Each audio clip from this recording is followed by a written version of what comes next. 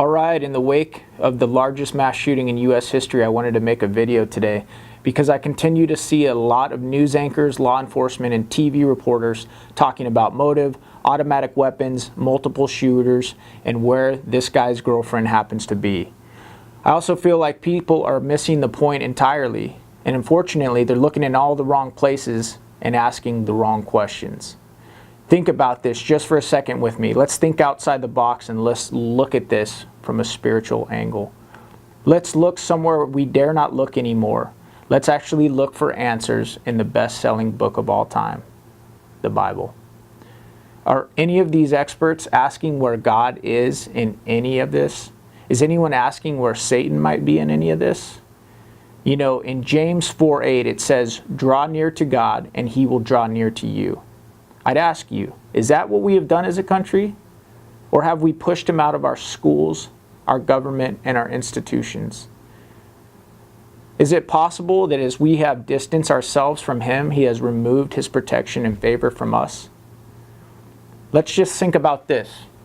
In a world gone completely mad, last week it was a nuclear showdown with North Korea, monster hurricanes destroying cities and countries, along with our country divided over NFL players taking a knee during the national anthem, politics, and this week, the largest mass shooting of all time.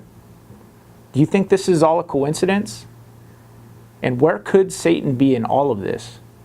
You know, I constantly hear people asking and wondering, how could somebody commit such a detestable and violent act of hatred towards humanity? Well, if we turn to this greatest selling book of all time in John 10:10, it clearly says the thief comes only to steal, kill, and destroy. But I have come that they may have life abundantly. 1 Peter 5:8 says, "Be alert and of sober mind. The enemy, the devil, prowls like a roaring lion, looking for someone to devour." Are we of sober mind? Are we alert? I don't think so, because as I watch the news and listen to the radio, not one person is talking about this roaring lion prowling the earth looking for someone to devour. Not one radio show is talking about any of this. Satan's greatest trick was convincing man that he doesn't exist. We have made it way too easy for him to continue his reign of terror and turn us against one another through politics, now sports, economics, and the media. And sadly, we continue to be baffled by motives because nobody even believes he exists. We also continue to look in all the wrong places for answers. What if I am right and all of this evil is so much bigger than automatic weapons, terrorism, ISIS, mental illness, and racism?